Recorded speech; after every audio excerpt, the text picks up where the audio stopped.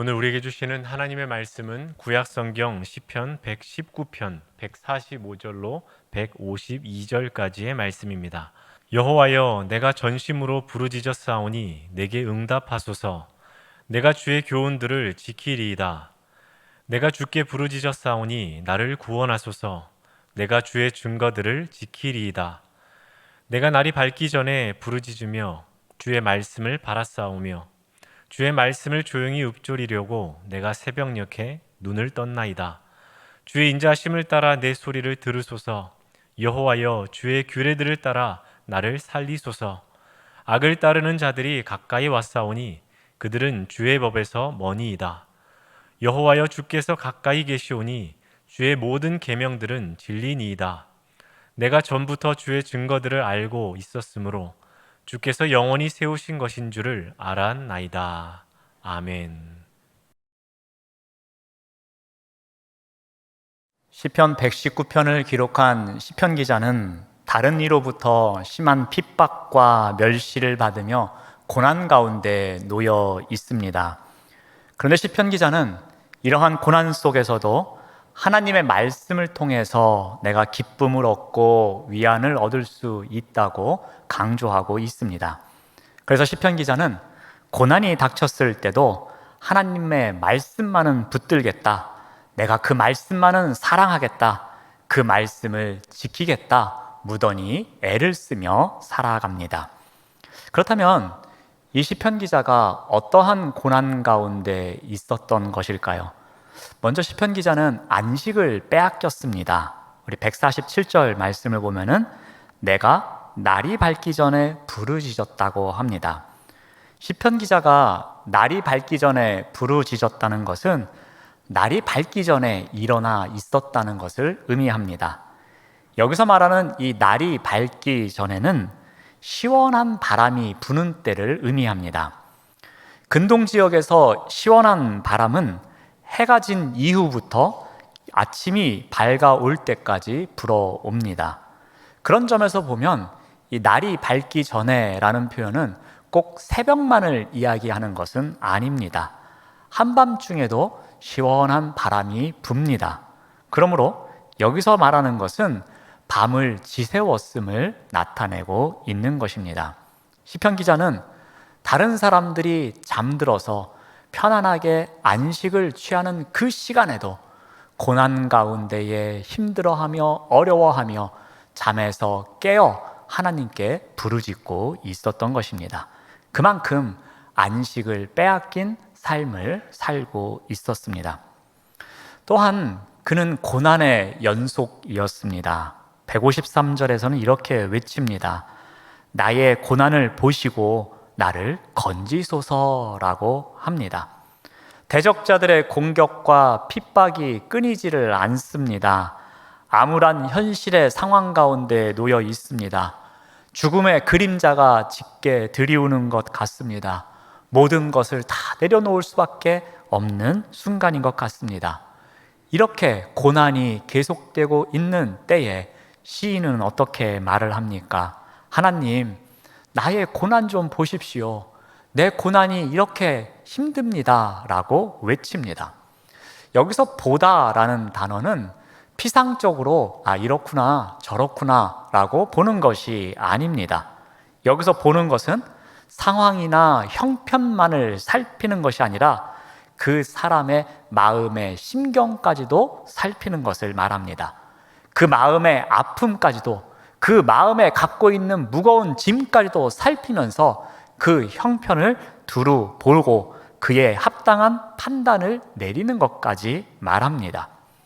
하나님께서 나의 고난을 그렇게 살펴주시기를 바라는 마음으로 또 어떻게 이야기를 합니까? 이제 그 고난에서 건져 주십시오라고 말합니다. 여기 나오는 이 건지다라는 것은 홍수 때에 떠내려가는 상황 속에서도 도움의 손길이 있어서 그 위험에서 건져내지는 것을 말합니다. 즉, 자신의 힘으로는 극복할 수 없는 상황입니다. 그런데 도움의 손길에 의해서 그 어려움으로부터 건져내지는 것, 그러한 상황을 말합니다. 시편 기자는 말합니다.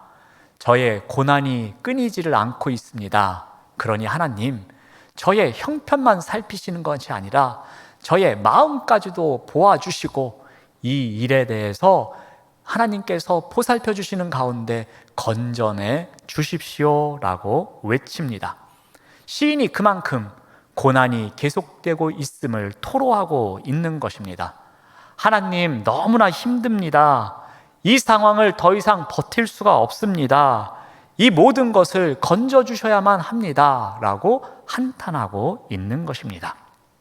또한 시인은 대적자들이 지금 사방에 있다고 말을 합니다.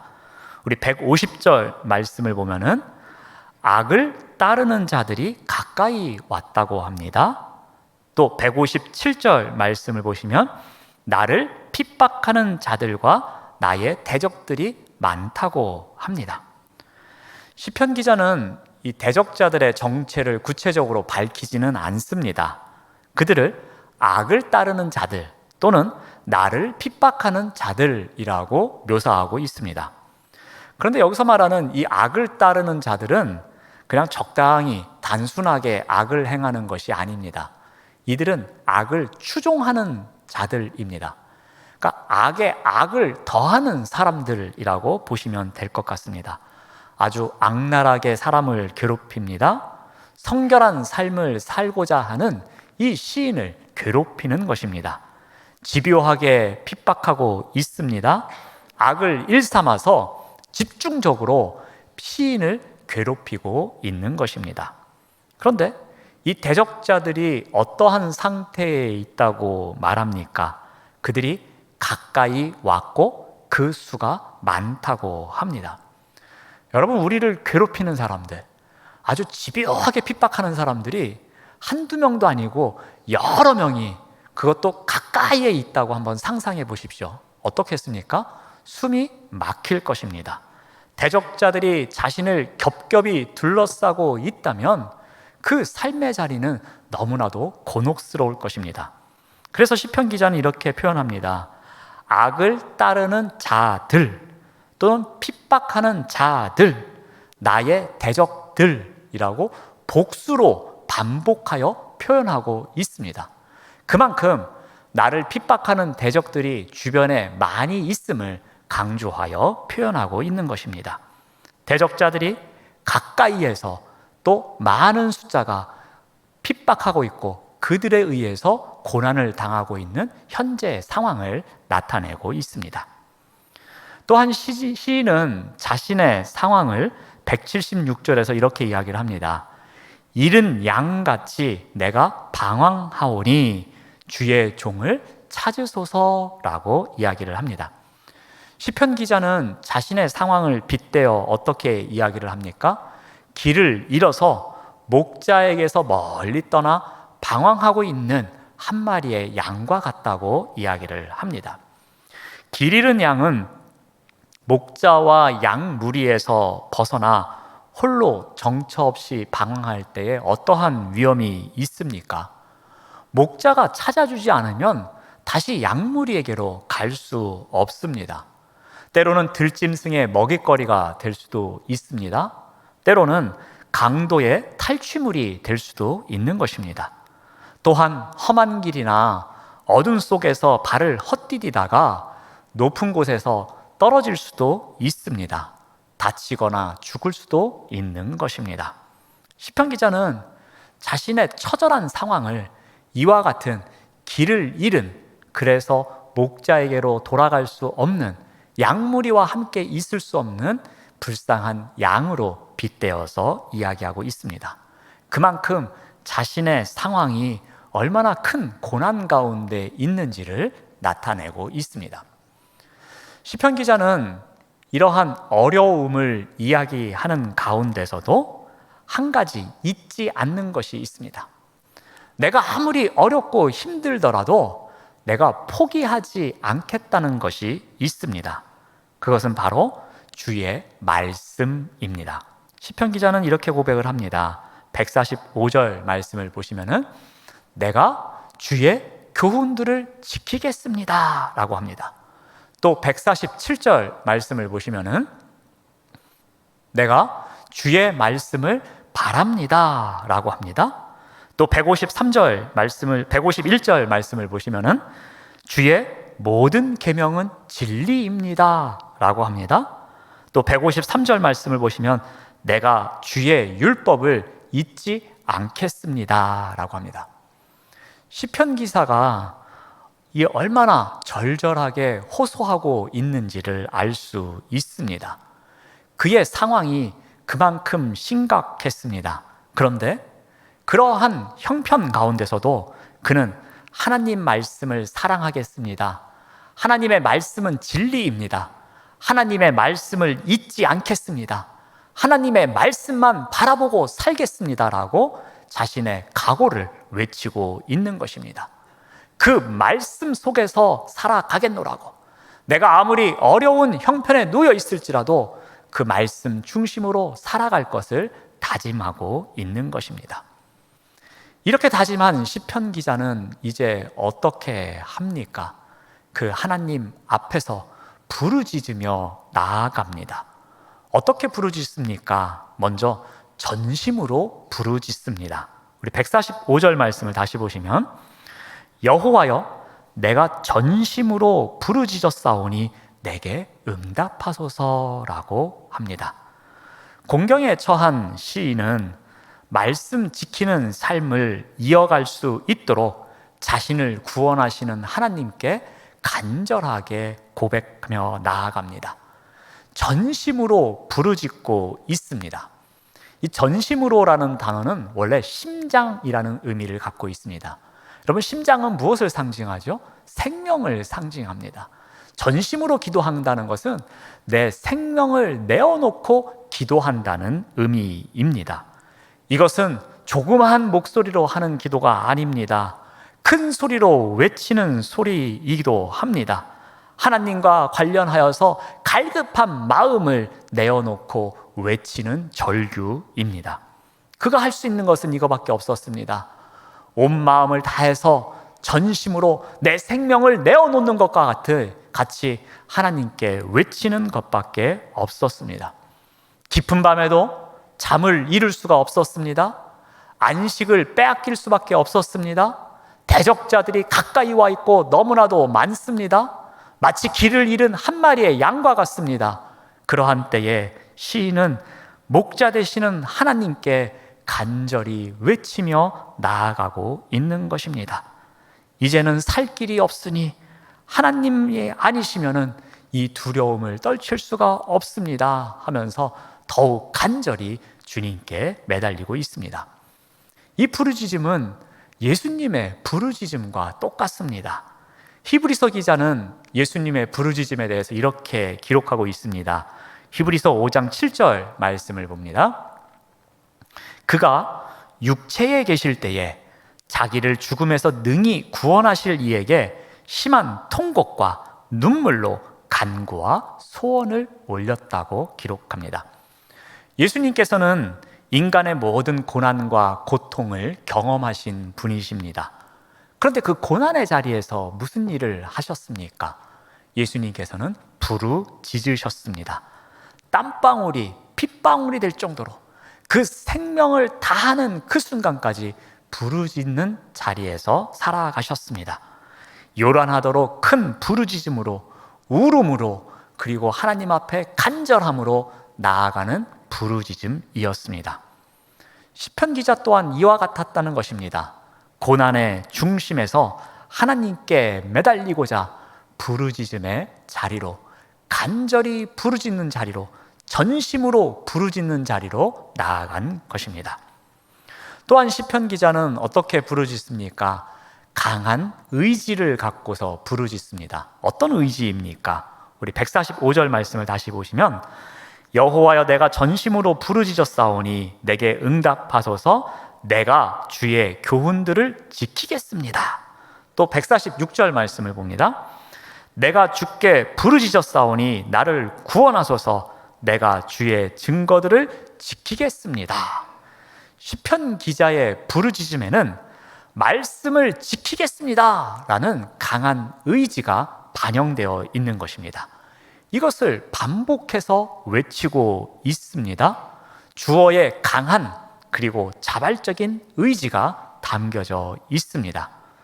마음 깊이 말씀을 간직할 것이며 그 말씀을 지키는 일에 내 목숨을 다하겠다라는 강한 의지를 갖고서 부르짖음의 자리로 나아갑니다. 시편 기자는 어떠한 회방에도 굴복하지를 않습니다. 그리고 강한 의지를 갖고 부르짖고 있습니다. 아무리 대적들이 가까이에 있고 그 수가 많다고 할지라도, 그래서 안식을 빼앗기고 한 마리의 양과 같을지라도 하나님을 향한 사랑을 포기하지 않겠노라고 강한 의지로 부르짖고 있습니다. 이러한 부르짖음에 대해서 하나님께서는 어떻게 응답해 주십니까? 하나님은 이 부르짖음을 외면하지를 않으셨습니다. 먼저 하나님은 시인의 가까이에서 응답해 주십니다. 우리 151절 말씀을 봅니다. 여호와여, 주께서 가까이 계시오니 주의 모든 계명들은 진리입니다 라고 외칩니다. 시편 기자는 많은 수의 대적들이 아무리 가까이에 있을지라도 하나님은 그보다 더 가까이 계신다는 믿음이 있었습니다. 그래서 시인은 이 공간 은유를 통해서 나타내고자 한 것이 있었습니다. 우리 151절 말씀에서 주께서 가까이 계시오니 라는 표현이 있습니다. 이 표현은 가까이란 단어와 당신이라는 단어의 합성어입니다. 이 단어를 부드럽게 번역한 것이 주께서 가까이 계시오니입니다. 이것은 공간적인 의미만이 아니라 관계의 의미를 이야기합니다. 바꿔 말하면 하나님을 당신이라고 부를 수 있을 정도로 이 시인과 하나님의 관계는 매우 친밀함을 알 수 있습니다. 그만큼 하나님과 이 시인의 관계는 가까운 관계임을 강조하고 있는 것입니다. 이 공간의 은유를 통해서 이 관계의 친밀감이 매우 깊음을 드러내고 있습니다. 주변에 악을 따르는 자가 더 많은데 더 가까이에 있는 주님을 생각할 수 있는 것입니다. 더 가까이에 계신 그 친밀하신 주님께서 어떻게 응답하고 계십니까? 우리 154절 말씀을 보시면은 주께서 나를 변호하시고 나를 구하사 주의 말씀대로 나를 살리소서라고 고백합니다. 주님은 친히 변호인이 되어 주십니다. 악인에게 온갖 종류의 공격을 받고 있지만 주님께서 더 가까이에 계시는 변호인이 되어 주셔서 함께하고 계십니다. 변호인이 되어서 대적들에게 받아온 억울한 핍박을 변호해 주고 계십니다. 변호인이 되어서 시인이 흘리는 눈물을 닦아주시고 위로해 주고 계십니다. 주님께서 자신을 변호하여 압제당하는 자신의 권리를 보호해 주고 계심을 이야기합니다. 하나님의 응답이 어떻게 옵니까? 하나님은 가까이에서 변호인과 같은 자리에서 우리를 위해서 일하고 계신다는 응답을 갖고 있는 것이었습니다. 또 하나의 하나님의 응답은 무엇이냐면은 하나님은 성품으로 응답을 하십니다. 하나님이 갖고 계시는 성품으로 그 시인에게 응답하며 나아가십니다. 먼저 긍휼이라는 성품을 갖고 다가오십니다. 우리 156절 말씀을 참고해 보면은 여호와여 주의 긍휼이 많으오니 주의 규례들을 따라 나를 살리소서라고 합니다. 하나님께서 긍휼이라는 성품을 갖고 시인에게 응답하십니다. 이 긍휼은 원래 자궁이라는 뜻입니다. 어머니의 자궁이 아기를 보호하고 키우고 성장시키듯이 이 하나님의 긍휼이라는 성품이 우리를 둘러싸고 우리를 보호해 주시고 우리를 성장시킨다는 의미입니다.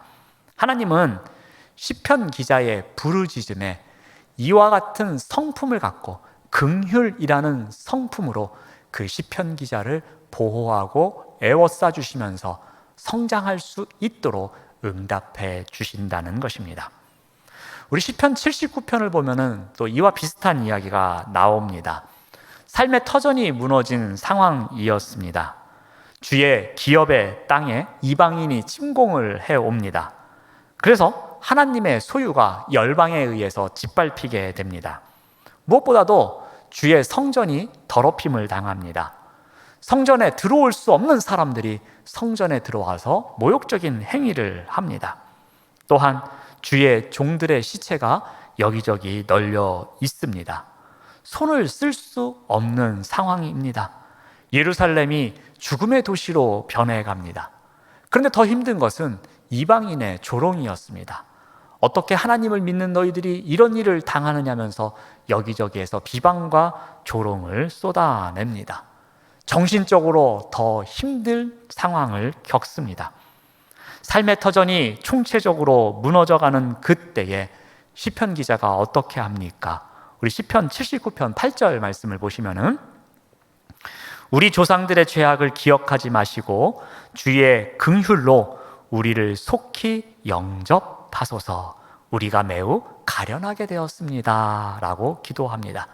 시편 기자는 하나님의 성품을 알고 있었습니다. 하나님의 성품인 긍휼에 매달립니다. 하나님, 우리가 불쌍하게 되었습니다. 우리가 가련하게 되었습니다. 그러니 우리를 긍휼히 여겨주십시오. 그 긍휼이 우리에게 응답입니다 라고 외치고 있는 것입니다. 바로 시편 기자는 이와 같은 하나님의 성품을 기대하며 부르짖음의 자리에 나아갔고 그 성품에 의해서 응답을 받고 있는 것입니다. 또 하나 하나님은 인자하심의 성품을 갖고 응답하십니다. 우리 159절 말씀을 참고해 봅니다.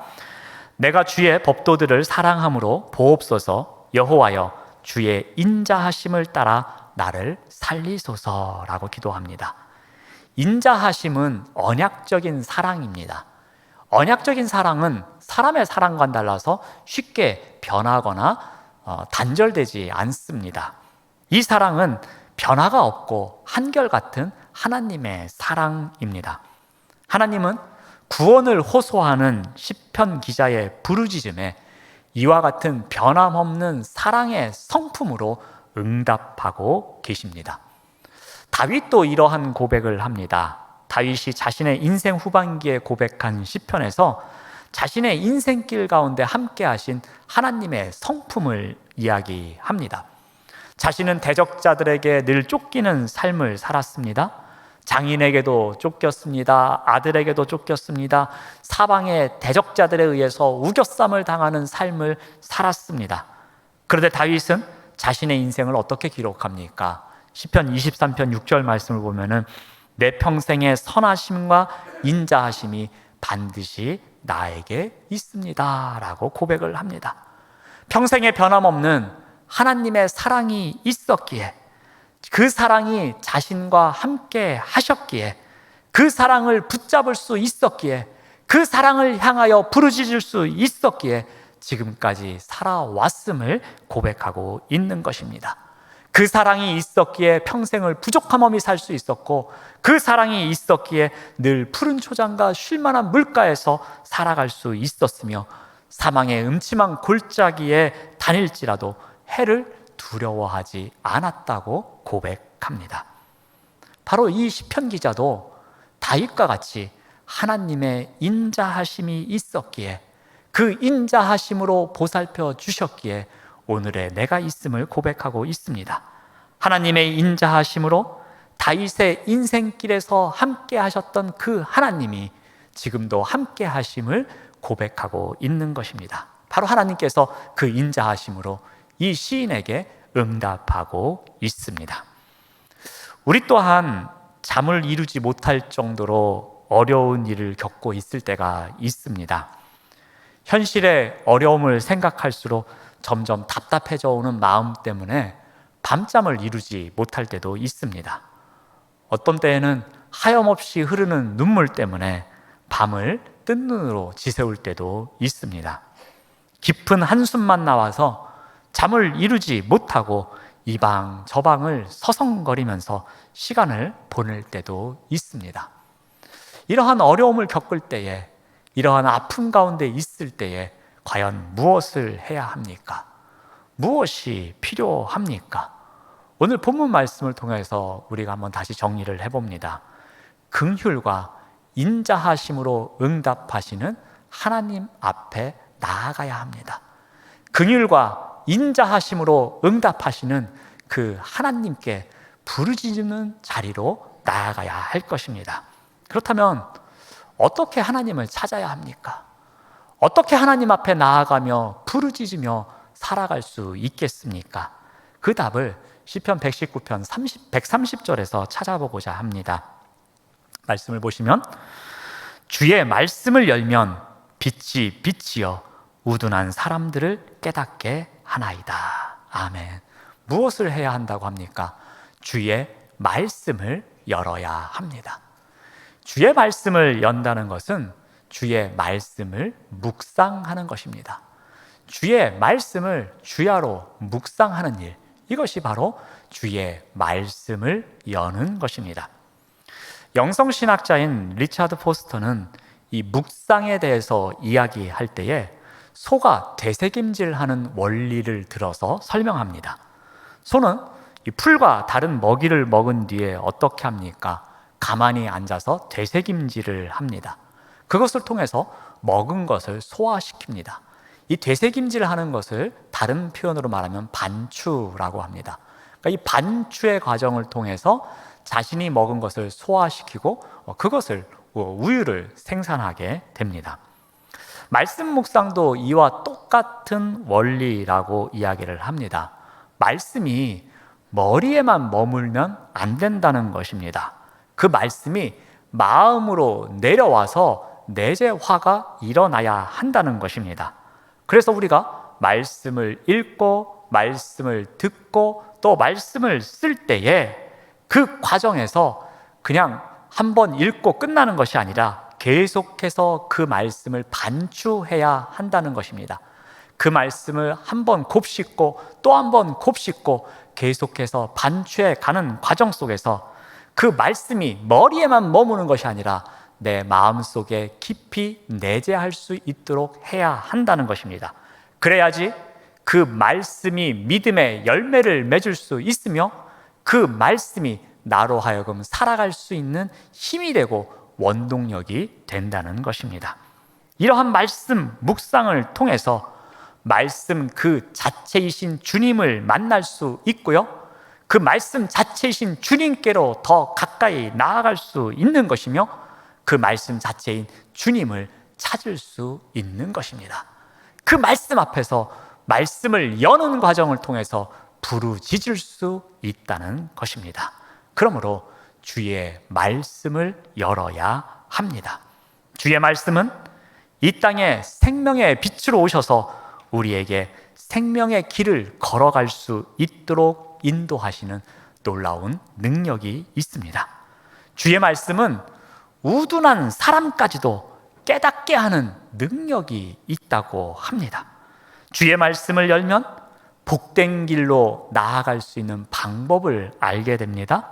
주의 말씀을 열면 부르짖음에 응답하시는 하나님께 가까이 나아갈 수 있습니다. 주의 말씀이 복된 길을 걸어가게 하는 첩경입니다.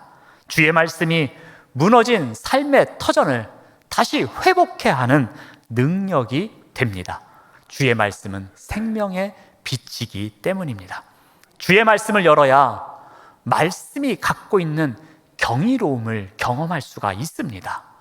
주의 말씀을 열어야 세상을 이길 수 있는 힘을 얻을 수가 있습니다. 주의 말씀을 열어야 고난을 이겨낼 수 있는 힘을 얻을 수가 있는 것입니다. 주의 말씀은 어려움 속에서도 위로와 기쁨이 됩니다. 그러므로 우리는 눈앞에 있는 어려움만을 바라보는 것이 아니라 그 어려움만을 바라보고 좌절하고 주저앉는 것이 아니라 주의 말씀을 끊임없이 열어야 할 것입니다. 주의 말씀을 열어서 하나님의 도움을 구하고 하나님의 말씀에 대한 사랑을 다짐하면서 내가 이 말씀대로 살아가겠노라고 결단하며 그 말씀이 내 마음속에 깊이 내재되어 믿음의 열매로 맺어지도록 살아가야 할 것입니다. 사랑하는 여러분, 고난 속에서도 하나님의 말씀이 최고입니다. 그러므로 주님의 말씀을 열어야 합니다. 그러한 삶을 살아가시는 우리 모두가 되시기를 바랍니다. 기도하겠습니다. 하나님 감사합니다. 어려운 일 앞에서 절망하기보다 우리의 부르짖음을 들으시고 응답하시는 주님 앞에 간절히 부르짖으며 나아갈 수 있도록 인도하여 주시옵소서. 주의 말씀을 열고 부르짖으며 나아갑니다. 주의 말씀의 경이로움을 알게 하옵시며 주의 말씀을 붙잡고 생명의 빛을 기대하며 살아갈 수 있도록 인도하여 주시옵소서. 예수님의 이름으로 기도드립니다. 아멘.